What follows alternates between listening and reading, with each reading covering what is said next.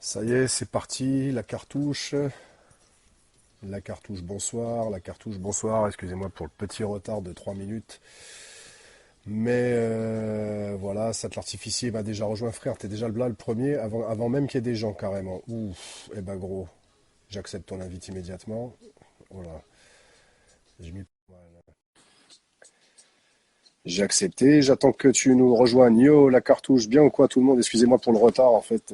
Je m'occupais de mon fiston, t'as vu? J'ai dû me mettre devant les dessins animés, frérot, avant d'attaquer l'interview, c'est magique. Il a mis un peu de temps à choisir son dessin animé, le fiston, ça a été compliqué, tu vois, donc bon. J'avoue que j'étais un peu à la bourre. Comment tu vas, frérot, déjà, avant tout? Ça va très bien, et toi? Bah écoute, comme un DJ en mode toujours confiné, nous, parce que tu vois, notre activité n'a pas repris, mais ça va. Tu lui as mis quoi comme dessin animé? Frérot, je sais plus, un truc qu'il a choisi, un genre de lézard, je sais pas quoi. C'est lui qui choisit, frérot. Moi, c'est pas moi, tu vois. Je mets Netflix, je lui dis, t'as vu, nous, avant, quand on a grandi, on avait 3 chaînes et quand il y avait les dessins animés, il fallait pas rater l'heure. Eux, ils ont Netflix. C'est lui qui a pris le contrôle. Ah ben frère, c'est lui le chef de la maison, quoi. C'est The Don. Je l'appelle Don Gabriel, quoi. C'est moi le père et c'est lui le Don, quoi, tu vois. Je suis une espèce de. Il me met en esclavage carrément, tu vois. Je te rassure, j'ai le même à la maison. Ouais, J'ai tu en j'ai as eu voulu un il le y a pas tuer longtemps? aujourd'hui. J'ai voulu le tuer. Ah non, moi j'en ai eu un il y a longtemps. C'est fini toutes ces conneries là. Mais j'ai voulu le Bah tuer. écoute.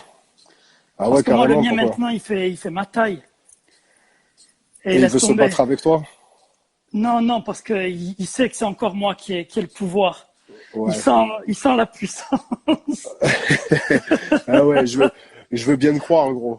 Mais, J'espère que mais je vais ça pas en arriver teste. là, mais bon. Ça teste. Non, il m'a rendu fou aujourd'hui. Eh ben moi, frère, il m'a rendu fou comme un minot de 3 ans, tu vois. On va dire ça comme ça, hein, on va dire ça comme ça.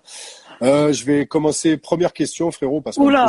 Ah ouais. ouais, on va attaquer direct, tu vois, parce que les gens sont là pour ça, tu vois, les gens de la cartouche attendent que je te. En plus, il y en a qui m'ont dit, ouais, est-ce que tu vas lui rentrer dedans et tout. J'ai dit, on Ah ouais, ils verra. attendent que tu me mettes des cartouches, c'est ça? C'est ça que je te cartouche un peu le doufi, mais Je savais que j'aurais jamais dû accepter ce truc. non, mais frérot, non, je sais pas si tu as eu l'occasion de regarder, mais je suis, Si, j'ai vu je celui avec suis, Hackett et avec Redouane, bien sûr. ouais, non, je suis très sérieux dans mon truc, tu vois, j'essaye d'être Vas-y, je carré, t'écoute, de pas frère. trop te casser les couilles. Bah déjà, frère, on va commencer tout simplement par la première chose. Comment s'est passé ton putain de confinement? Qu'est-ce que t'as foutu pendant ce confinement compliqué quand même pour notre catégorie professionnelle, on va dire. Franchement, tu sais quoi? Moi, je l'ai bien vécu, Mhm. sincèrement. Je l'ai bien pris. Ça m'a fait du bien de me retrouver chez moi, pouvoir couper un peu avec le monde extérieur, avec la folie, l'effervescence, tout ça. C'est quelque chose que j'ai apprécié. Et puis très très vite, on a commencé à me proposer des choses que je refusais au début, notamment faire tous ces fameux lives Instagram, parce que même si je suis présent sur les réseaux, pour autant, voilà, j'avais jamais participé à ce genre de truc. Puis petit à petit, j'ai commencé à me prendre au jeu. Ça a commencé à m'occuper au point même que je me suis mis à en organiser moi-même. Et puis à côté de ça, je me suis dit, ben, autant profiter de cette période-là et autant essayer d'être créatif, imaginer des projets, recontacter des gens. Puis voilà, moi honnêtement, tu sais quoi, quand ils ont annoncé le déconfinement, limite j'étais un peu deg parce que ben, d'un côté on nous annonce qu'on est déconfiné, mais en vérité la vraie vie elle reprend pas. Bah, c'est C'est-à-dire que pire, bon, frère. voilà, on nous autorise à sortir de chez nous sans attestation, mais à côté de ça, voilà, tu l'as dit toi-même, vous les DJ, vous pouvez pas faire de soirée. Nous les artistes, ben on peut pas monter sur scène. Euh, en gros, il y a quoi qui a changé, quoi? Rien du tout, tu vois. Donc, écoute, je fais avec. Ouais, on fait avec. Moi, frérot, anecdote, je suis allé faire des courses tout à l'heure pendant tout le confinement. On m'a dit, on m'a pas demandé de masque. Tout à l'heure, je vais faire des courses avec mon fils. On est déconfiné, soi-disant. On m'a dit, vous pouvez pas rentrer sans masque. Donc, j'ai pas compris le truc, tu vois. J'avoue que ça m'a un peu perturbé sur les côtés, tu vois. C'est quoi? C'était, Pas plus tard qu'hier, j'ai voulu frapper un mec à cause ok. de ça. Voilà. Bon, bah, au Et moins, oui, parce que tu sais quoi, je vais dans un centre médical et puis tout le monde avait un masque, tu vois, et je le respecte. on est dans un centre médical, il y a peut-être des personnes qui ont des pathologies graves. Voilà, je respecte. La consigne, c'est tout le monde doit porter un masque. Je porte mon masque. Et bien sûr, il arrive le Mia, tu vois, et comment, et moi, je mets pas le masque, et quel masque, et il commence à casser les couilles, la secrétaire médicale, elle commence à lui dire, monsieur, vous comprenez, il faut en mettre un, etc. Et il y a même une pauvre dame qui sort un masque de son sac pour lui dire, tenez, monsieur, si vous en avez pas. Et il continue à tchatcher. Et moi, je mets pas le masque. Et d'un seul coup, il s'est pris, écoute-moi, tu sais quoi, tu vas mettre ton masque et tu vas fermer ta gueule maintenant. Frère, à un moment donné, il faut moment, savoir intervenir diplomatiquement et en douceur. Tu sais quoi, je sens que cette période-là, elle va être propice à... je préfère même pas imaginer. Ah, c'est clair. Est-ce que tu as eu l'occasion de conduire pour l'anecdote? Oh mon Dieu. Voilà, pareil. Bon, c'est bon, on termine le sujet sur ça. Pareil, moi aussi, j'ai eu envie de... Pour le peu de route que j'ai fait, j'ai eu envie de tuer des gens, tu as vu, carrément. Ah, laisse tomber. Laisse tomber. Petite question, parce que je suis là pour te poser des questions, frérot. Je sais que ça doit te faire un peu bizarre que un personnage comme moi-même s'attaque en interview. Non, mais c'est cool justement, tu vois, parce qu'il y a pas de filtre, tu vois. Il y aura pas de retenue particulière, tu vois. C'est ça qui est bien. Puis en plus, vu qu'on a vécu certaines choses ensemble, tu vois, oui. je sais où je veux en venir. Mais bon, déjà pour rester un peu sur le sujet confinement et tout ça, par rapport au live dont tu parlais tout à l'heure. Qu'est-ce qui a fait le déclic pour toi parce que il y a certains succès, tu vois, il y a eu la fameuse battle avec Sniper, il y a eu le live aussi avec les joueurs de foot, parce que j'ai suivi moi aussi, tu vois. Bon après j'avoue, je fais comme tout le monde, tu vois, je restais 5-10 minutes, après je décrochais, mais on a suivi le truc, tu vois. Voilà, exactement. Donc d'où est venu le déclic pour faire ce genre de petite émission sur Instagram qui ont connu quand même un certain succès et qui était quand même intéressante, tu vois. Ben en fait, pour tout te dire, les premiers à m'avoir sollicité, c'était la boutique Corner Street, que tous les amoureux de sneakers connaissent à Marseille, et qui est à la rue de Rome. Et je leur avais dit, ok, écoutez, dès que j'ai un peu de temps, je le ferai, il n'y a pas de souci, parce que j'ai une vraie passion pour les Air Max One, tout le monde le sait. Et puis derrière ça, il y a ce fada de Malik Bentala qui m'a appelé et qui me dit, écoute frérot, je sais pas si tu as vu ce qui se passe aux États-Unis depuis quelques semaines, quelques mois, tu as plein de producteurs, de DJ qui s'affrontent par des battles interposés sur Instagram. La dernière en date, je crois que c'était Babyface contre Teddy Riley. Teddy Riley, ouais. C'est ça. Juste avant, je crois qu'il y avait eu Reza contre DJ Premier. Bon, on parle de légende, hein. Et il me dit, franchement, tu sais quoi, j'aimerais qu'on fasse ça en France. J'ai dit, ok, mais pourquoi tu m'appelles à moi? Et il me dit, bah, tu sais quoi, j'aimerais en faire une, toi contre Tunisiano de Sniper. J'ai dit, bah, écoute, frérot, moi, sur le principe, pourquoi pas? Je suis chez moi, je me fais chier, j'ai rien à faire comme tout le monde. Tunisiano, c'est quelqu'un que je connais, que j'apprécie, que je respecte musicalement et humainement. Donc, pourquoi pas? Il passe un coup de fil, le gars est ok. Tunisiano, il dit aussitôt, écoute, moi je suis tous les jours avec Hackett en studio, tant qu'à faire que Hackett participe au truc. Bien sûr, pas de problème, j'ai de très bonnes relations avec Hackett. On monte le truc comme ça, en l'espace de 48 heures. Et en fait, on n'avait pas imaginé... il y a eu un impact dingue, frère. Ça a été fou, tout le monde s'est emparé du truc. Bon, attention, Malik a vraiment joué le rôle parce qu'il avait beaucoup de gens autour de lui, qui avaient de grosses communautés sur Instagram, aussi bien des DJ que des acteurs, des humoristes, des sportifs, qui ont tous joué le jeu en poussant, c'est-à-dire en faisant la promo du truc. Et quand on s'est connecté le samedi soir et qu'on a vu qu'il y avait 10 000 personnes connectées, on s'est dit, qu'est-ce que c'est que ce bordel? C'est énorme. Et franchement, on a fait le truc, ben voilà, tu me connais, tu connais les gars de Sniper, c'est-à-dire qu'on fait les choses naturellement, simplement, avec le cœur. On s'est pas pris la tête, on s'était tout juste briefé avant. Et le truc, vous avez improvisé les trois quarts du truc, c'était pas, il y avait pas beaucoup de préparation, quoi. Non, la seule chose sur laquelle on s'était mis d'accord, c'était, allez, on commence quand même avec un gros titre, histoire que, voilà, les gens, on les prenne d'entrée. Moi, j'avais choisi Cherche pas à comprendre. On s'était dit, on se garde d'une très grosse cartouche pour la fin.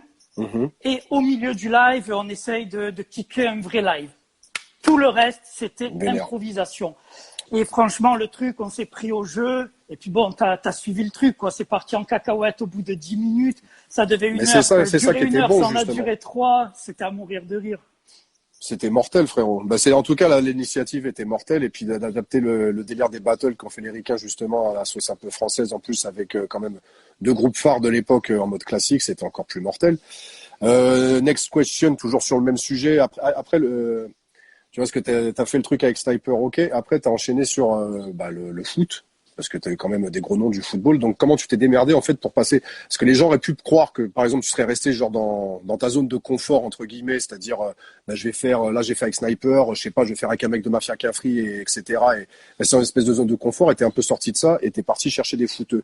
Donc, comment t'as fait la transition en fait? Ben, en fait, vu l'impact du premier battle, aussi bien les gars de Sniper que moi et même Malik, qui était à l'origine de ce live-là, on s'est dit franchement, après ça, ça sert à rien d'essayer de reproduire parce que on ne pourra jamais faire mieux, sincèrement. On avait vraiment le sentiment d'avoir placé la barre très très haute et même trop haute pour nous. Donc on s'est dit bon ben c'est très bien. Et même moi je pensais vraiment après ça ne pas refaire de live. Sauf que j'ai vu qu'on avait procuré tellement de plaisir aux gens et on en avait pris aussi nous-mêmes. Je me suis dit bon qu'est-ce que je pourrais bien faire. Je me suis dit bon musique j'ai fait. Et bon, ben forcément, voilà, tout le monde connaît ma passion pour le foot, les liens forts que j'ai avec l'OM. Ben, tu sais quoi, je me suis pas fait chier, frère. Hein. J'ai pris mon téléphone, j'ai envoyé des messages aux gars avec qui j'étais en contact. Il y en a certains que j'ai recontactés via Instagram. Ceux dont j'avais plus les contacts, je suis passé par des amis interposés. Et j'ai été étonné de voir que tous les mecs ont répondu présent, alors que j'en avais un qui était, j'avais Rami qui était en Russie, j'avais Gignac qui était au Mexique. C'était fou à mettre en place.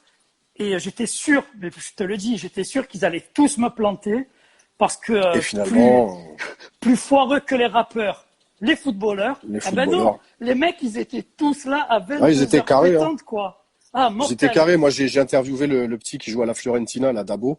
Je sais Ouais, pas si tu vois quel joueur c'est. bien J'ai fait son sûr, bien interview. sûr. Brian Frérot, Dabo. à 8 heures pile, il était à l'heure. Ah non, Tu carré, vois. Là, j'ai carré. eu une petite question sur le chat et tout, qui est relativement intéressante quand même, puisqu'en plus, elle est big upée par les gens. Donc, ils ont demandé pourquoi sur le live avec Sniper, excuse-moi de faire un petit retour en arrière, il n'y avait pas d'autres membres de la FF. C'est la question qui a Alors, été posée sur le chat. tout simplement parce que à la maison, on respecte strictement, enfin, on respectait strictement les règles de confinement. J'ai pris ça très au sérieux. Moi-même, j'ai des petits problèmes de santé au niveau pulmonaire. J'ai même eu une petite alerte au début. Donc, on a vraiment pris ça très, très au sérieux. Donc, il était inconcevable de faire venir quelqu'un de l'extérieur à la maison. Et Tout c'est pour ça simplement. qu'à un moment, j'ai juste eu Menzo au téléphone. J'ai envoyé un de ses couplets. Je l'avais sur mon autre téléphone et j'ai mis sa tête et il était en train de kiffer le truc. Voilà, c'est la seule raison. Ouais, c'est la seule raison, puis normal. Après, tu n'allais pas prendre des risques bêtement pour Non, juste avoir un featuring. non. Puis bon, s'il doit avoir une EFF réunie, ça se fera dans d'autres conditions, je pense. Justement, on va se servir du sujet FF pour faire une transition. On va laisser tomber un peu le délire réseaux sociaux parce que j'ai besoin. Et quoi, c'est même pas moi qui ai besoin parce que je la connais un peu l'histoire, mais je pense que Ah vu ben, qu'un public s'il y a relativement bien jeune, quelqu'un qui la connaît, l'histoire, c'est bien toi, parce que toi, tu as vécu une partie de l'histoire de la FF de l'intérieur. et justement, tes débuts, frérot. Comment ça s'est passé? Comment t'es tombé dans la soupe en fait? Culture hip-hop, tout ça. Par quoi t'as commencé déjà? Parce que on est d'une génération qui faisant partie de cette fameuse culture. Donc il y avait graffiti, danse, rap et DJ. Toi, quelle a été ta première discipline déjà? Est-ce que tu as Euh, commencé au, direct par écrire ou tu as fait autre chose? En fait, au début, je me suis pris la culture plein fouet. Et il y a vraiment l'écriture et le graffiti qui m'ont de suite intéressé. Je me suis essayé aux deux. J'ai vite senti que le graffiti, c'était pas fait pour moi. J'étais bien moins doué que les mecs avec qui je faisais des sorties. Et puis même le concept en soi, ça me branchait moins. Et par contre, l'écriture, ça me bottait. Et donc voilà, quoi, je me suis lancé à fond dans l'écriture. Ok, mortel. Et donc, premier pas dans l'écriture, avec qui, comment, pourquoi? Quoi, pas pourquoi, parce Euh, que tu viens d'expliquer pourquoi, excuse-moi, mais avec qui et comment?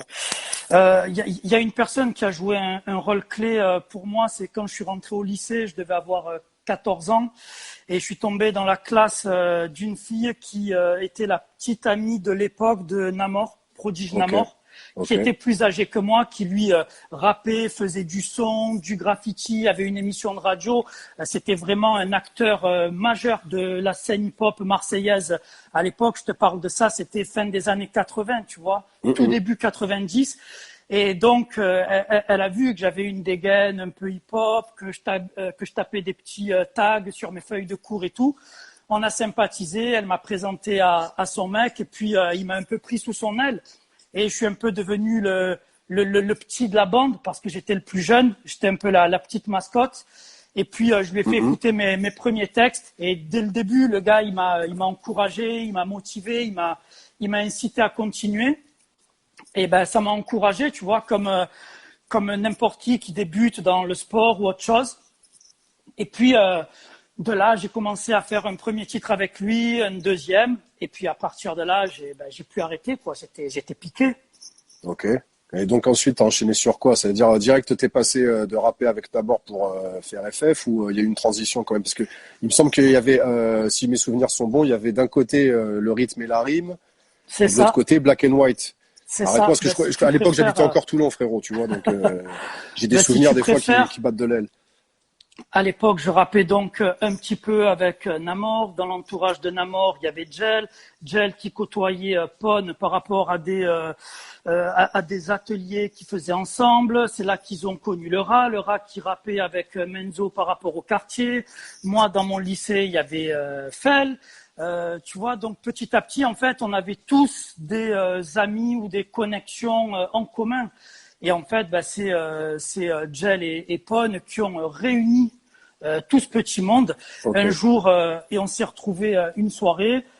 Pon a fait tourner un instru. Je connaissais ni le Rat ni Menzo. Je connaissais déjà Choa avec qui on avait monté un petit groupe à distance et avec qui on avait déjà quelques titres. On s'est retrouvés tous ensemble. On a fait un morceau qui s'appelait On pète les plombs. Et je me souviens qu'on a passé une soirée de folie. Et puis, en fait, on ne s'est jamais quitté après ça, tout simplement. Donc après, la fusion des deux groupes, quoi, des deux entités qui étaient donc Black and White, c'est ça les noms des groupes, arrête-moi si je me trompe. Le rythme et la rime et Black and White, c'est ça? C'est ça. Et en fait, ils ont les deux groupes séparément n'ont pas duré longtemps, la fusion s'est fait super rapidement, quoi. Et c'est devenu FF tout de suite, vous avez trouvé le nom comment, en fait?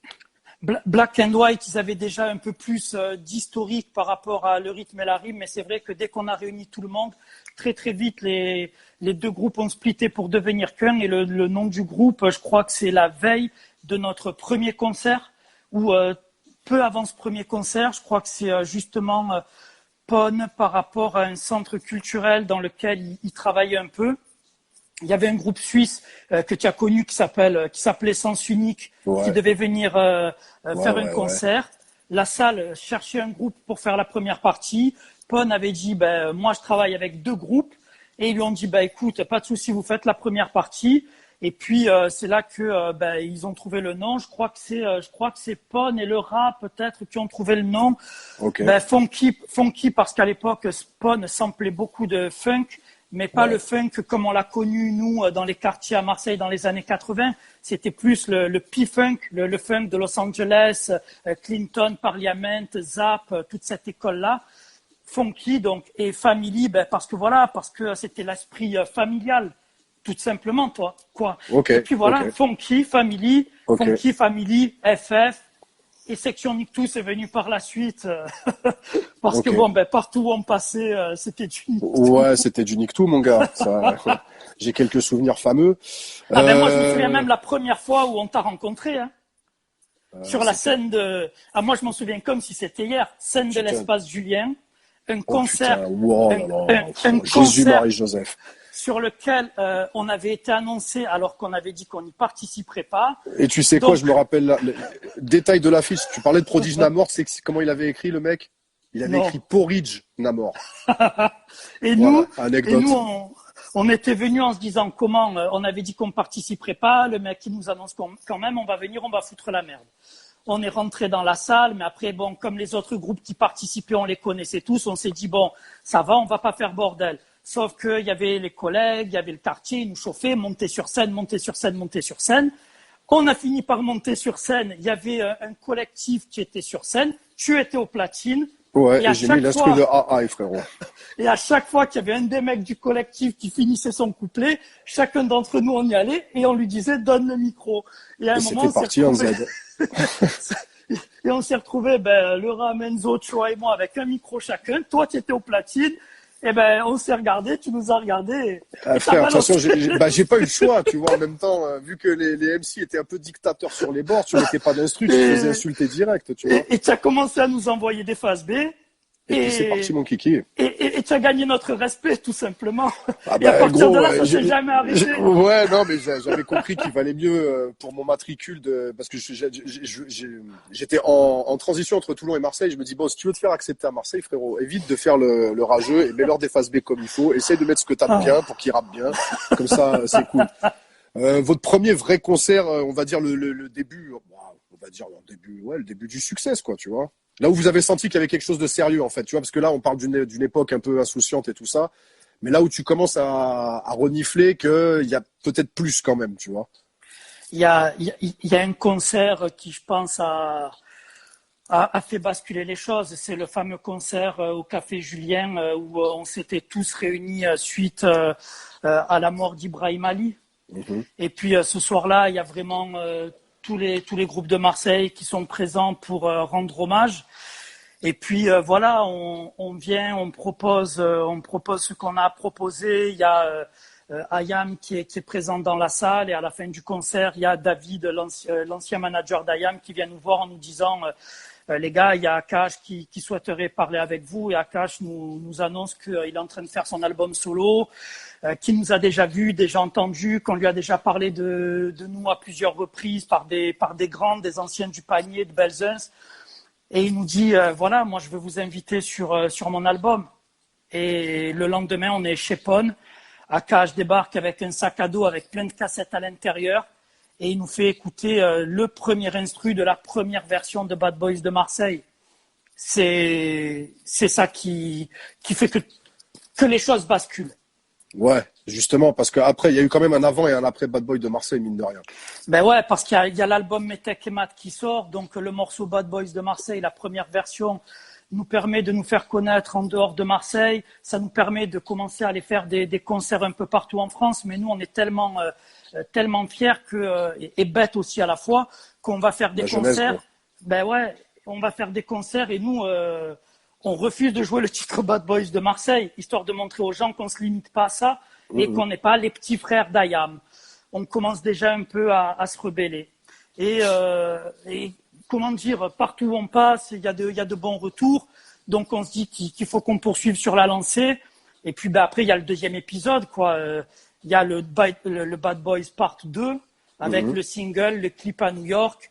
Et puis on en reparlait récemment avec Akash, quoi. Quand le morceau sort et quand le clip sort, c'est la révolution. Le titre est joué sur toutes les radios.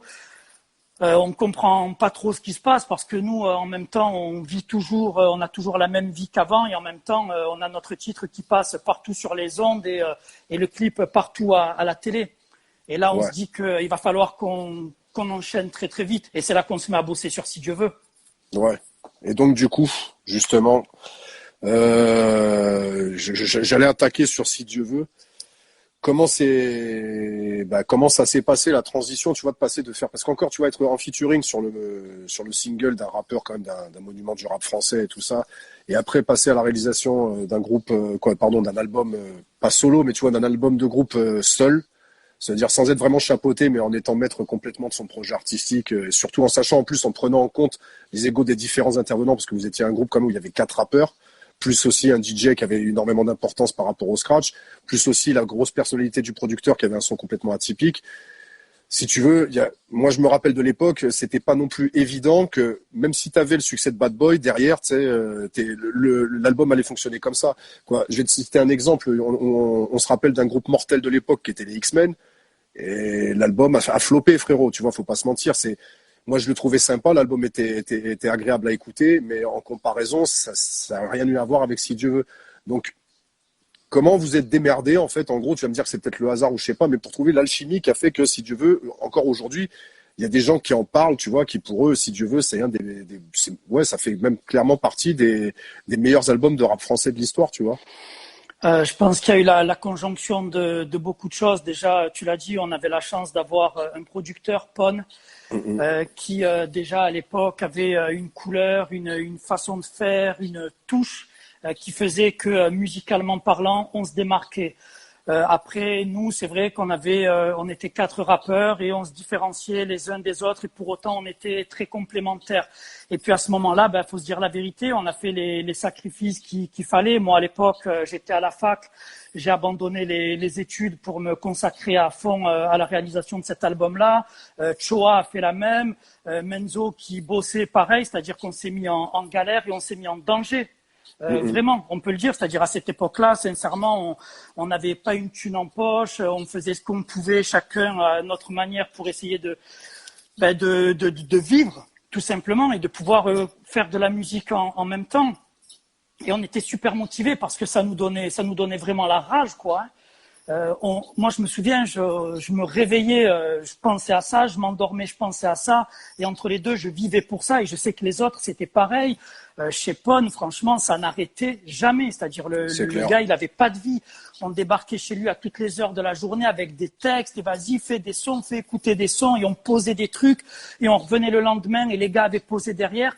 On était en flux continu. Et après, au moment de réaliser vraiment l'album, c'est vrai que Pon, qui était déjà plus âgé que nous, qui avait plus de maturité musicale, a eu aussi cet éclair de génie de faire appel à Mario Rodriguez, qui était l'ingénieur du son qui avait mixé les albums de Mobb Deep, de Notorious Big, de Mary J. Blige, et qui nous a un peu canalisés parce que voilà, on était quand même on était des chiens fous, quoi. À un moment, Mhm. il fallait réussir à nous canaliser. Et aussi bien Pon que Mario ont réussi à, tirer l'essence de chacun d'entre nous. Et voilà, la combinaison de cette rage de chacun d'entre nous, mêlée à la fois à cette maturité, cette expérience que Pon et Mario ont pu nous apporter, ça a donné ce disque-là. Sur le moment, nous, on ne s'est pas rendu compte de ce qu'on lâchait. Je me rends compte 20 ans après, comme tu le disais, par rapport au fait que les gens l'écoutent encore, de ce qu'on a réalisé. Ouais, mortel. Attends, j'ai une question. Alors, on va faire super rapide parce que là, je vois les commentaires et c'est limite un peu rébarbatif à force. Est-ce qu'il y a un souci avec le rap parce que les gens supputent tous, il y a des pseudo-rumeurs là apparemment qui sortent au fur et à mesure, tu vois, des commentaires. Donc bon, c'est normal, c'est le jeu des réseaux sociaux, frérot, tu vois, je vais même pas leur reprocher. Tu sais, t'as des commentaires, ils sont là. Alors, est-ce qu'il y a un souci avec Lutz? Comme ça, on passe direct Non, à il ma n'y a pas prochaine de question. souci, il n'y a pas Voilà. de souci, il n'y a pas de guerre.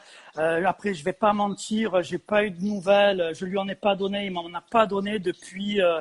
Ça commence à faire un moment. Ça Ouais, commence à faire un moment. après, tu sais quoi? Quoi, moi, tu vas me donner ton avis, mais moi, je pense que c'est pas parce que tu taffes avec des gens que tu es obligé d'être son meilleur ami, tu vois. Moi, j'ai bossé avec des gens, c'était des bonnes connaissances, on a des bons rappeurs, des bons rapports, pardon. Mais à partir du moment où on a arrêté de bosser ensemble, on n'est pas resté, tu vois, je l'appelais pas tous les jours ou je sais pas, tu vois. Et même des fois, on connaît le rap game, quoi, le rap game, c'est l'expression de maintenant, donc on va se servir du vocabulaire actuel, mais quoi, dans tout ce bordel qu'est la culture hip-hop et en particulier la musique, à savoir DJ, rappeur, tout ce que tu veux, t'as eu des fois des débuts de bif, après les gens ils se sont réconciliés, etc. Donc Oh voilà quoi. oui, Quoi. ça, Moi je je te laisse pense, je sais pas. imaginer. Toi, tu as fait la tournée d'Art de rue avec nous. Voilà, tu Ouais, étais avec nous sur toute la tournée, ouais, tu as tout vécu, tu as ouais. tout vu. Tu as vu Et le meilleur, c'est c'est-à-dire normal les que tu aies salles des affinités. pleines, et tu as Ouais, vu le pire aussi, c'est-à-dire les embrouilles au sein du groupe. J'ai eu ouais. des embrouilles avec tous les mecs du groupe. Chacun des mecs du groupe a eu des embrouilles Mhm, avec tous les autres mecs du groupe.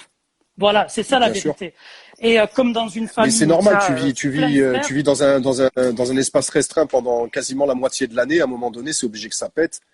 Et puis ouais, il y a les histoires un peu d'ego de chacun. Quoi. Pour moi, c'est juste humain en fait, tu vois. Donc je vois pas. Il n'y a pas eu de bif déclaré en fait. C'est pas quoi. Je sais pas. Tu me donnes ton avis, mais je pense pas que même si à un moment donné il y a eu un peu de froid avec quel que soit le membre du groupe de la FF, ça a jamais atteint le niveau des bifs que je sais pas Boubacaris par exemple, tu vois. non, C'est jamais pas de la vie. c'est pas le même level, jamais Non, de la vie. jamais de la vie. Bah, de toute façon, à Jamais de partir la du vie. moment où vous pouvez faire encore des concerts ensemble, ça veut dire que voilà quoi. Tu Mais vois, tu retrouveras jamais tu Booba sais, avec Caris sur scène. j'aurais vraiment aimé. Je sais qu'à un moment, ça a été, enfin, on a partagé ce souhait après le concert de Mars Attack en 2017, où vraiment tout s'est bien passé entre nous, c'est-à-dire les répétitions, le temps qu'on passait ensemble à répéter, mais aussi en dehors des répétitions. On avait vraiment réussi à recréer des liens comme on n'en avait plus créé depuis longtemps. Le concert a été une réussite pour nous sur scène et pour le public aussi. Je pensais vraiment qu'après ça, on pourrait enchaîner sur une tournée, d'autant qu'il arrivait quelques mois après les 20 ans de Si Dieu veut. Et franchement, ça aurait été magique. Ça s'est pas fait. Chacun a repris sa vie. Chacun est retourné dans sa vie et je respecte. Et aujourd'hui, tu sais quoi, je vais te dire les choses comme je les pense. Personne ne doit rien à personne. On a fait ce qu'on a fait. On s'est séparés il y a 15 ans. Bah oui. 2006, on est en 2020. Oui. Donc voilà, chacun a fait sa vie.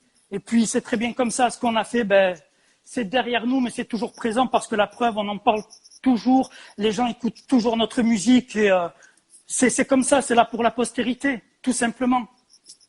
Ouais, bah ouais, normal. Normal. Et puis après même, quand t'as un groupe comme ça avec beaucoup de membres, tu vois, encore un duo, on va dire que c'est plus facile à concilier, tu vois, les deux caractères. Mais là, t'as quand même quatre rappeurs, donc ça amène tout de suite, là, c'est plus facile qu'il y ait quelquefois des conflits au sein d'un groupe où il y a autant de personnalités différentes, quoi. Tu sais, regarde dans l'histoire de la musique, dans l'histoire du rap en France ou aux États-Unis, je prends souvent IAM comme le contre-exemple, mais cite-moi d'autres groupes qui ont duré pendant 10 ans, 15 ans, 20 ans sans se séparer. Ça n'existe pas. Ça n'existe pas. Bah, ça n'existe pas. Ça n'existe pas. Même encore, je te parlais de duo, EPMD, ils ont splitté alors qu'ils étaient que deux. Mais tous, par exemple.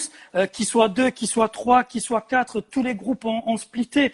C'est pour ça que je reconnais vraiment la force d'IAM d'avoir réussi à maintenir cette union. Et encore que Freeman a quitté IAM. Tu vois ce que je veux te dire? Voilà. Le groupe existe encore, mais il y a quand même eu à un moment une scission. Donc c'est compliqué, mais après, comment dire, je peux comprendre que tout ça, ça fasse fantasmer les gens, ça fait partie du jeu, mais quand tu vis les choses de l'intérieur, tu as un autre regard. Ouais, c'est clair. Mais tu sais, moi je garde que le bon. Tu sais, je suis pas un aigri, je suis pas un haineux, je réalise la chance qu'on a eue de faire et vivre tout ce qu'on a fait. Et aujourd'hui, d'ailleurs, tu sais, il suffit de regarder ce que je fais sur les réseaux sociaux. Il se passe pas une semaine sans que je remette pas en lumière et en valeur aussi bien ce qu'on a fait avec le groupe que ce que chacun des mecs du groupe a fait. Quand je fais des lives et que je passe des morceaux de la FF, je rappe les couplets des mecs, je back leurs trucs parce que j'ai bien conscience que sans la FF, j'aurais jamais rien fait de ce que j'ai fait. Tu vois, donc j'ai bien conscience de ce qu'on doit tous à cette histoire-là, mais pour autant, plus personne ne doit rien à personne depuis très longtemps. Ouais. Ton morceau préféré de Si Dieu veut? Ça me passe comme ça d'un coup. Cherche pas à comprendre. Ouais, pour moi, c'est notre classique, c'est pas notre hit. On a des titres qui ont beaucoup plus fonctionné, mais pour moi, s'il doit en rester qu'un, c'est celui-là. Tout est dit dedans. Ouais, et puis même au niveau instru, la structure du morceau, tout est mortel dedans, frérot. Et franchement, honnêtement, c'est celui que je préfère dans cet album-là. Voilà. Bon, déjà, je te cache pas que, bon, après, tu vas me dire, ça fait un peu comme pas mal, tu sais, les vieux puristes et tout. Je préfère évidemment. Je préfère Si Dieu veut à Art de rue. Bon, ça. Moi aussi. Ouais, bah après, il y a des gens, tu vois, par contre, je connais des personnes, c'est l'inverse, tu vois, il y a des gens qui préfèrent. Mais récemment, j'organisais un petit sondage pour m'amuser sur les réseaux. Je sais plus si c'est sur Twitter ou sur Insta. Sur Twitter, les gens préféraient Art de rue à Si Dieu veut. Ok. Première tournée, comment tu l'as vécu, frérot? La première tournée, c'était spécial parce que on avait l'album qui marchait bien. Et en fait, on arrivait sur scène et on se rendait compte que nos titres, ils n'étaient pas adaptés à la scène. On se rendait compte qu'on avait fait un album qui était fait pour être écouté dans les cages d'escalier, dans les voitures, seul dans ton Walkman ou dans ton casque chez toi. Mais c'était pas adapté à la scène, c'est-à-dire que sur scène, on devait jouer 2-3 titres de Si Dieu veut. On devait jouer Sans rémission parce que c'était la guerre, peut-être La furie et la foi, et je sais même pas si on jouait un troisième titre. Et je me souviens qu'on avait plein de titres qu'on avait retravaillé avec Gel pour les jouer sur Face B, et c'est d'ailleurs ce qui a motivé l'album Art de rue, où on s'est dit, ok, Maintenant, il faut qu'on fasse un album qu'on puisse jouer sur scène du début à la fin. Et c'est ce qui nous a notamment inspiré pour accélérer les BPM et avoir un album beaucoup plus péchu, plus rentre-dedans, pour la scène. Ouais, justement, là, au niveau de la conception d'art de rue, quoi, il y a eu quand même pas mal de changements parce que si Dieu veut, bon, vous étiez signé, bon, à l'époque, la plupart des groupes, quoi, qui avaient un début de succès, on va dire, signaient relativement facilement en major. Mais si Dieu veut, il y avait une certaine forme d'indépendance encore dessus. Est-ce que, parce qu'il y a eu des gens qui ont pensé, quoi, même qui l'ont écrit dans certains magazines de l'époque, genre Groove et tout, tu as eu des critiques un peu moyennes sur Art de rue, qui disaient qu'il y a eu quand même l'influence de la maison de disques par rapport à la conception de l'album pour qu'il soit un peu plus calibré radio, etc. Tu vois, À aucun par moment. rapport à la durée des morceaux et par rapport à la structure des morceaux. À aucun moment, si tu reprends l'album Art de rue, les titres, ils durent tous entre 5 minutes, 6 minutes. Le format radio de l'époque, c'était 3 minutes 30. 3 minutes 30. Donc, on n'était pas dans le format radio. Et à l'époque, vraiment, la maison de disques, on avait la chance d'avoir un chef de projet, Karim Cham, qui nous faisait une confiance absolue. Donc, à aucun moment, on a pensé aux radios en faisant l'album. La seule chose à laquelle on pensait, c'était la scène. Après, il s'est avéré que pendant la réalisation de l'album, qui s'est fait en plusieurs phases, notamment sur la fin, il y a Pon qui nous sort les instrus de Art de rue et Mystère et Suspense, qui deviennent des singles par la suite. Mais si tu réécoutes les morceaux, tu as les morceaux qui durent 6 minutes. Mystère et Suspense, je fais une intro qui dure 1 minute 30. C'est-à-dire qu'à la fin de mon intro, mon couplet, mon refrain, on est déjà à presque 3 minutes. Donc non, c'était pas calibré pour les radios, c'était calibré pour la scène. Mais c'est un album qui s'est fait en 2 temps. Une première partie où, le Rat jouait un rôle important en termes de prod, parce qu'il avait redécouvert la prod, il faisait beaucoup d'instrus, il sortait de son album solo, donc en termes d'écriture, il nous laissait plus, Choa et moi, impulser les morceaux, et ensuite il nous rejoignait, et puis ça lui faisait du bien de faire de la musique.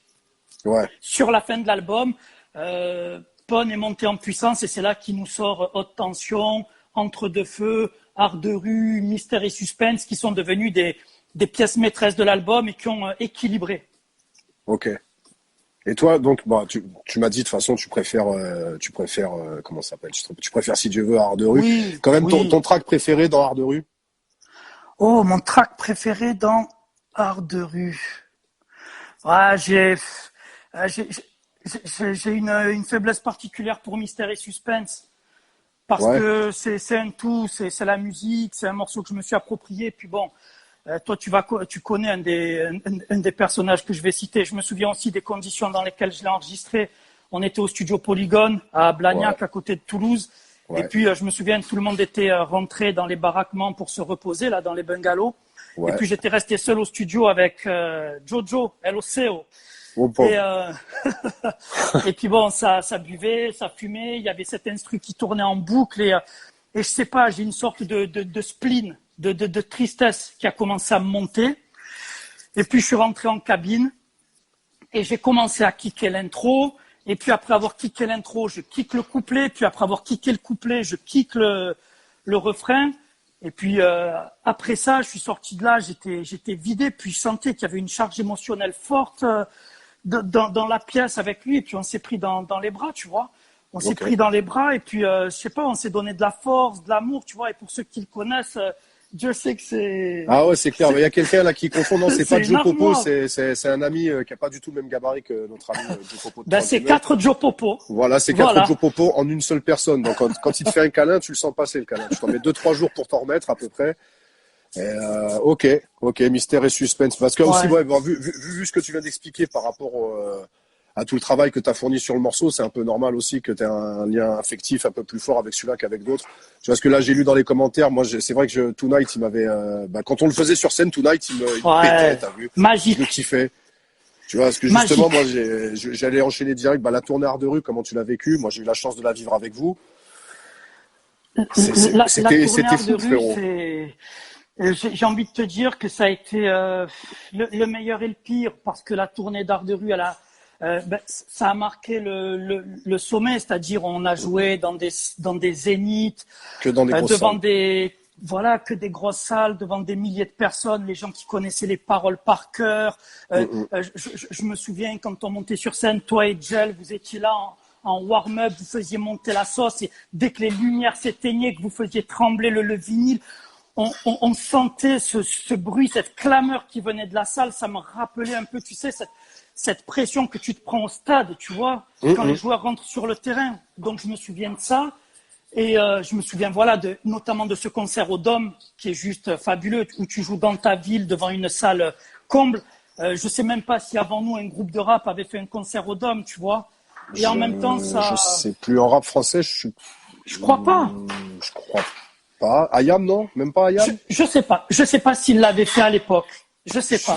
Franchement, j'ai la mémoire qui flanche aussi de temps en temps. Je suis pas sûr.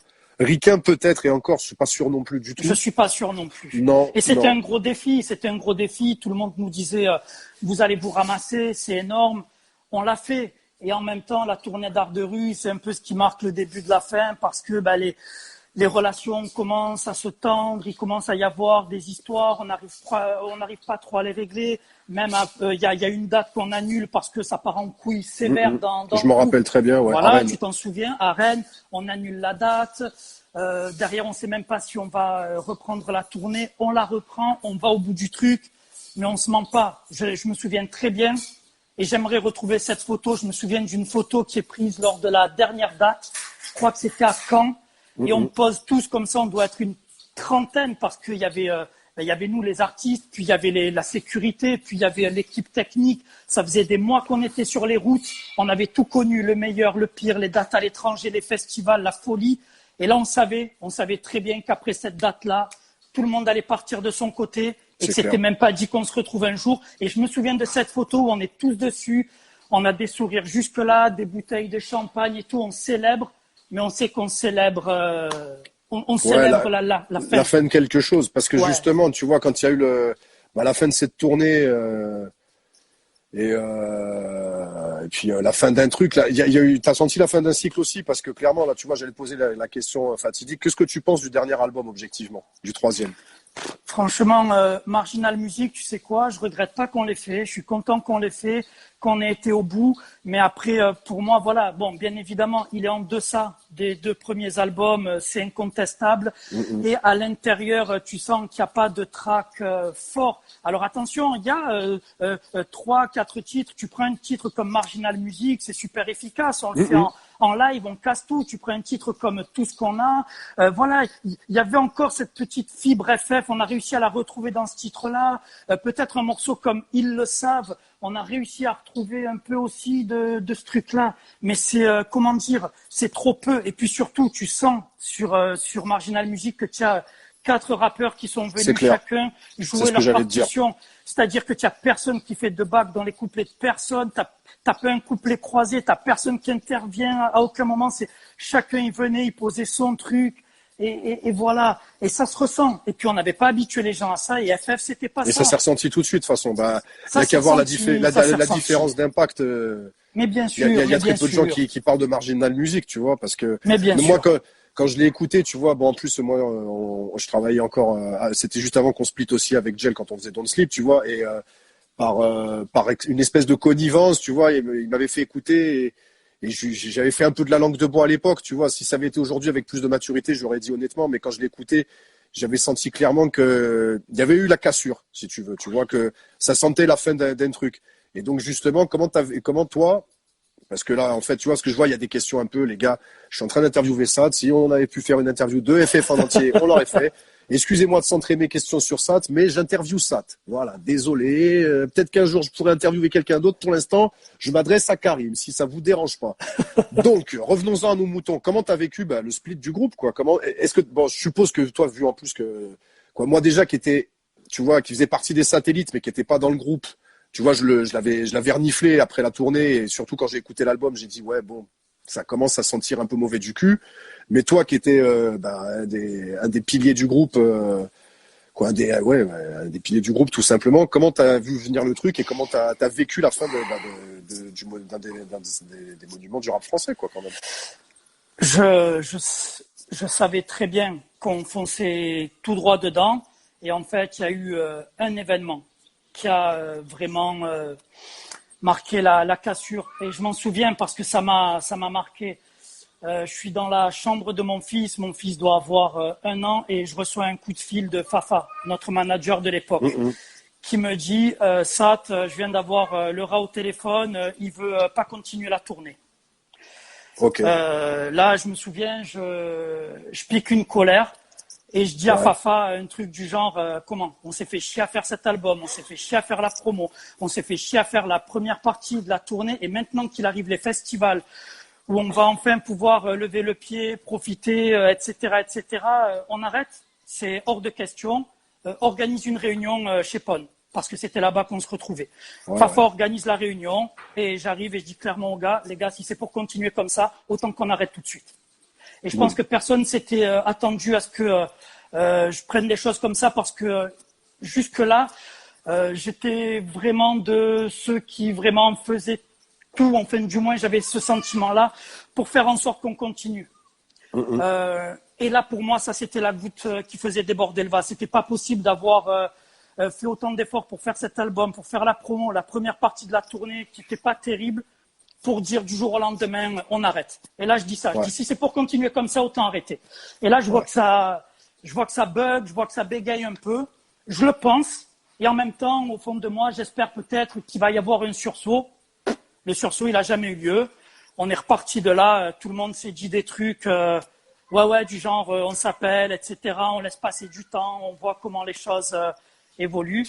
Ben, le temps a passé, les choses ont évolué. Jamais personne n'a plus rappelé personne. Et du coup, chacun a fait sa vie, quoi. Et du coup, chacun a fait sa vie. Et franchement, moi, à titre perso, ça a été une période difficile. Franchement, c'est très, très dur psychologiquement. Justement, comment s'est passé l'après? Qu'est-ce que tu as fait, en fait?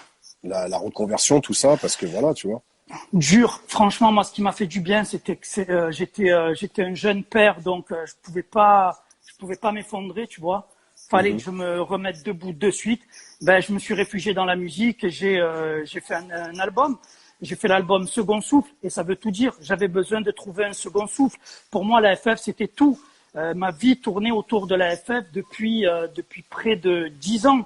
J'avais tout consacré, tout sacrifié. C'était mon socle, c'était ma base, c'était ma famille. Et puis du jour au lendemain, ben il y avait plus rien.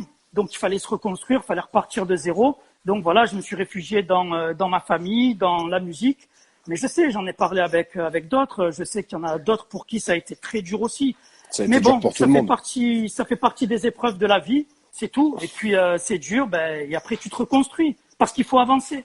Mais j'en avais parlé avec Boss justement. Est-ce que tu penses aussi que le truc qu'il y a eu avec notre génération, c'est qu'on a été plus ou moins materné, tu vois, parce que tout le monde avait son petit contrat et tout ça, et on pensait pas que le robinet allait se fermer. Il y a eu aussi l'histoire, tu vois, des ventes de disques qui sont complètement écroulées avec le haut débit et Internet et le téléchargement, etc. Et tu vois, la plupart d'entre nous, surtout je parle des rappeurs quand je dis entre nous, parce que les DJ c'était autre chose, c'était différent. Mais il y a un truc qui s'est passé, c'est que vous avez signé des contrats et tout ça, tu vois, dans des grosses maisons de disques, à des âges très jeunes, et vous n'étiez pas vraiment préparé à tout ça, et d'un coup, on vous relâche dans la nature, mais 10 ans après. Ça fait un peu mal au dos. Et comment tu te retournes? Parce que tu vois, il y a eu la FF, il y a eu Troisième Œil, je sais pas, il y a eu les X, il y a eu une tonne de groupes, tu vois, qui étaient chez Columbia, chez Sony, etc. Et qui d'un coup, du jour au lendemain, hop, plus rien. Plus de robinet, plus de billets de train pour aller à Paris pour acheter des baskets ou des trucs comme ça, tu vois. Moi, ce qui m'a sauvé, c'est que dès le début, je discutais beaucoup à l'époque avec les gars d'IAM et ils m'avaient mis en garde contre tout ça. Donc, je m'y étais préparé. Et au fond de nous, chacun entre nous, souvent, on pensait à l'après, à la fin. Donc, tout ça, je l'avais un peu anticipé sans véritablement m'y préparer. Et une fois que tout s'est arrêté, moi ce qui m'a aidé, c'est que je m'étais toujours intéressé à tout l'envers du décor de la musique. La promo, le marketing, comment construire un projet, comment le défendre. Donc forcément, quand je me suis retrouvé tout seul, je me suis vite repris en main, sans forcément avoir besoin d'être accompagné. parce que tout ce à quoi je m'étais intéressé auparavant, je traînais beaucoup dans les bureaux à l'époque à Sony. Tout à l'heure, je parlais de Karim Thiam, qui était notre chef de projet. J'écoutais beaucoup, je lui demandais de m'apprendre, j'essayais de comprendre aussi ce qui se passait, les contrats, les deals, le business, parce que je me rendais compte que ça avait son importance. Si c'était à refaire, je referais bien sûr beaucoup de choses différemment. Mais qu'est-ce que tu veux? C'est comme ça, on fait des erreurs. J'en ai beaucoup parlé avec Sopra, par exemple. Il m'a souvent dit que toutes nos erreurs, celles qu'on a commises, nous comme d'autres, leur ont servi à eux pour pas qu'ils les commettent à nouveau. Ouais. Tu vois, donc ça sert à ça aussi, les erreurs. Faut en faire, tu apprends de tes erreurs. Toujours. Bah, toujours. Moi, je me suis dit, putain, quelle erreur de faire DJ, et bah, finalement, j'ai continué. Ben non, parce que moi, si c'était à refaire, je ferais DJ. Ah, gros. Quoique je sais pas si j'aurais la patience, les gens Frérot, qui me je te disent, jure, pas c'est ça, un pas kiff. ça. C'est un kiff, mais tu t'en connais plein en plus. Ils pourront me dire c'est un kiff et en même temps c'est pas tous les jours la fiesta au village, quoi, tu vois. Surtout sais, frère, encore quand on va dire, tu vois, la période 25-35 c'est cool. Quand tu dépasses la quarantaine, ça commence à piquer un peu, quoi. Je comprends. Tu vois. Vu que tu m'as dit qu'il fallait que je te libère à 21h et qu'on arrive à la fin, j'ai quand même une question sur la nouvelle génération, ton point de vue sur la nouvelle génération, comment le rap, ce putain de rap jeu a changé, etc. Ton avis sur, pas spécialement sur la musique d'aujourd'hui, parce qu'on a tous des avis relativement tranchés, mais comment ils se démerdent les jeunes justement par rapport à ce qu'on parlait de nous, comment on s'est démerdé plus ou moins bien, et comment eux ils s'en sortent justement. Alors, il y a Junior qui hurle, il y a Junior qui... le dessin animé, il est fini. Faut que tu lui remettes un dessin animé, là. Non, il voulait que je regarde Flash McQueen rouler sur le circuit, c'est très important. Mais ouais, quoi, quel est ton point de vue sur la nouvelle génération, sur ce qu'ils font, quoi, en fait. Comment ils font le business et tout ça, tu vois. Ah tu sais quoi, je suis admiratif de la manière dont ils gèrent leur business. Si nous, notre génération, on avait su gérer notre business comme la nouvelle génération sait gérer le sien, mais laisse tomber. Aujourd'hui, on serait tous à la tête d'un empire, on n'aurait plus besoin de bosser, on serait à l'aise, nous, nos familles et les générations futures. Mais comment te dire, le business du rap n'était pas le même à l'époque. Nous, quand on a commencé, le rap n'était pas la musique la plus populaire, c'était pas la musique la plus écoutée en France et la plus jouée sur les radios, etc. C'est clair. D'où Marginal Music, tu vois. Nous, sûr. comment dire, on a dû un peu défoncer certaines portes pour faire que le rap s'impose. Donc moi, ouais, la nouvelle génération, je suis vraiment très respectueux et admiratif de la manière dont ils gèrent leur business. Après, la manière dont le rap a évolué. Moi, je suis pas dans, l'opposition entre c'était mieux avant, c'est mieux maintenant. Du bon rap, il y en a toujours eu, du mauvais rap, il y en a toujours eu. Après, c'est qu'une question de goût. Moi, j'aime des trucs actuels et je n'aime pas certains trucs actuels. J'aimais des trucs à l'époque et je n'aimais pas certains trucs à l'époque. Exactement. Donc, c'est aussi simple que ça. Et c'est valable pour le rap français, c'est valable pour le rap américain. Donc, moi, je continue d'avancer avec mon temps. Je te l'ai dit tout à l'heure, je suis pas aigri, je suis pas haineux. Et tu sais quoi, je suis vraiment content quand des gamins de Marseille, tu vois, s'imposent ou réussissent. Je suis content pour la réussite de Jul. Je suis content de voir que d'autres comme Naps, comme YL, comme l'Alger, Sopra à Londres, c'est différent parce que je les considère plus de ma génération. Et quand bien même ils ont réussi à atteindre un stade de succès, tu vois, franchement, moi je suis content pour eux, tout simplement. Et tu sais quoi, contrairement à certains qui, on le sait, dans le rap, passent leur temps à critiquer, sont toujours dans la négativité, etc. Et qui essaient toujours de descendre les gens et de leur marcher dessus pour se donner le sentiment d'être un peu plus haut. Moi, je vois les choses différemment. Quand je vois des gens qui sont tout en haut, je me dis, putain, s'ils en sont arrivés là, c'est qu'ils ont fait des sacrifices, c'est qu'ils ont travaillé dur, c'est qu'ils ont fait des choix. Regarde, inspire-toi, et c'est ça qui va te tirer vers le haut, plutôt que d'essayer de te tirer vers le bas. Quand je vois Sopra faire le Vélodrome, tu sais quoi, mais putain, je suis en tribune, je le regarde, je me dis waouh. Ah ouais, mortel. Tout simplement. Voilà. Mortel. Respect, félicitations, et voilà, je suis heureux pour lui, et ça me rend heureux aussi. Bien sûr, ça nous rend tous heureux de voir un frangin qui réussit à ce point-là et qui va remplir un stade. En plus, qui ne s'est pas contenté d'en faire qu'un, qu'on a fait deux en plus. Donc, ouais, c'est ça. C'est magique.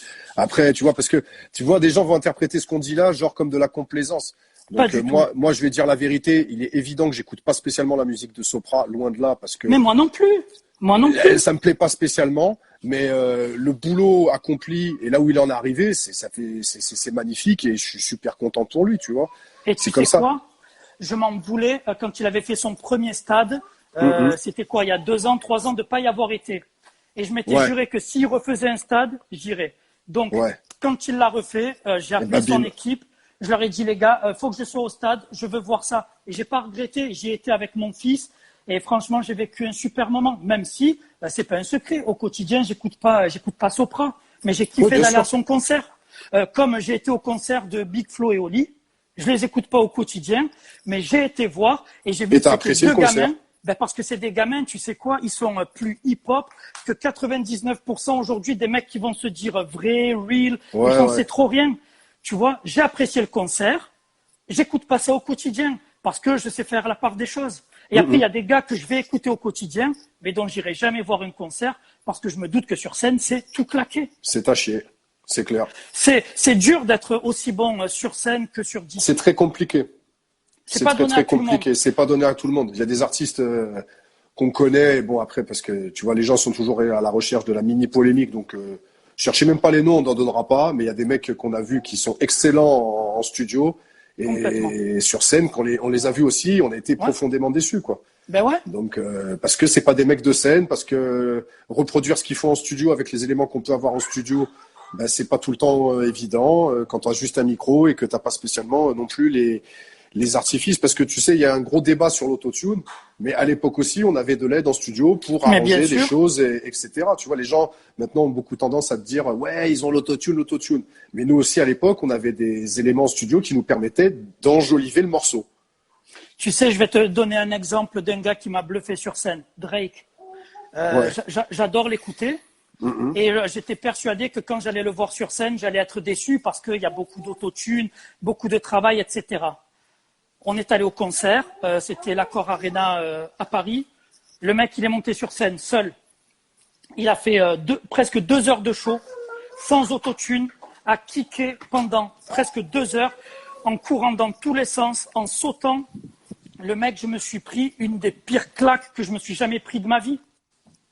Ah, mais c'est un artiste. Moi, je respecte beaucoup ce Parce qu'il que c'est fait. un performeur. C'est un performeur. C'est Donc je clair. respecte ça. Et C'est c'est clair. pareil quand je vois Sopra sur scène qui est capable de te tenir un stade de 60 000 personnes pendant 2 heures, 2 soirs de suite. J'en serais Bah, tuerie. incapable. Bah, bien J'en sûr. serais incapable. Voilà. Ton rappeur actuel préféré, après, je te fous la paix, frérot? Mon rappeur actuel préféré, français ou américain? Bah, français, ouais, d'accord, d'abord. Oh là là là là là J'aime là, bien la poser, celle-là, tu putain. vois, aux anciennes. La dernière fois, j'ai demandé à Keto, il m'a dit, attends, qu'est-ce qu'il m'a dit? Il m'a dit, il aimait bien Nekfeu, un peu SCH et tout ça, des trucs comme ça, tu vois. J'écoute, tu le sais, hein, j'écoute peu de rap français. Je vais pas te dire Ou que quoi, c'est ou mon celui que tu trouves rappeur fort. préféré. Alors, Pas tu sais préféré, je me quoi, suis mal exprimé. Celui que tu trouves bon, vraiment. je vais citer un gars que peut-être personne ne connaît ici, mais Mhm. c'est un rappeur du coin aussi qui s'appelle Perso. Et récemment, Yes. il a sorti un projet qui s'appelle Chambre Noire. Je l'ai écouté du début à la fin et je me suis dit, putain, l'enfoiré, en termes d'écriture, il a placé la barre très, très haut. Donc voilà, ça c'est en français. Après, oui, tu as cité des gars que j'aime bien aussi. Et après, en ricain, récemment, j'ai découvert Benny the Butcher. Yes. Ça rappe, hein. Oh, Ça putain. rappe solide, ouais. Ah ouais, ça rappe solide. Récemment, l'album de Jadakis, je me suis régalé. Avant ça, l'album de Game, Born to Rap, je m'étais pris une grosse claque. J'aime bien des mecs comme Vado, comme Davis, mais sinon, celui qui, ces dernières années, m'a le plus traumatisé et dont j'arrive toujours pas à me remettre de sa disparition, c'est Nipsey Hussle. Ok. Ok. Ok. Pour moi, son Mais, album Victory Lap, c'était l'album que je rêverais de faire, que j'ai rêvé de faire, voilà. ok. Et je l'écoutais encore aujourd'hui en faisant du sport. Ok. Mieux Nipsey que Kendrick? oui, 100 fois Nipsey que Kendrick, même si j'adore Kendrick. Après, Kendrick, des fois, il part dans des délires que je respecte parce qu'il y a vraiment une démarche artistique profonde, limite perchée, barrée, et je respecte ça à fond. Mais Nipsey, il y a un truc, c'est trop. Ouais. C'est trop, putain, il est parti trop tôt, ce mec. Il avait Frérot. tellement... Mais il y en a qui sont partis trop tôt pour nous faire mal comme ça. Hein. C'est clair. Et puis le gars, l'histoire, la personnalité, le message, c'était un tout très grand artiste. C'est clair. Frérot, il nous reste 25 secondes. Donc, c'est beau, ça. C'est beau, t'as vu. On a tenu Je me suis le coup régalé, et tout. frère. Merci, frérot. Non, vraiment, merci à toi. Merci. Écoute, je te laisse le mot de la fin. Il te reste 15 secondes. Tu dis ce que tu veux. Si même tu leur dis fuck off. Non, c'est le truc de la cartouche. D'accord. Ok, les petites bastos, je vous envoie des brocolis. Voilà. Il nous reste 2 secondes, frérot. Bise et prends soin de toi, frérot. Ciao.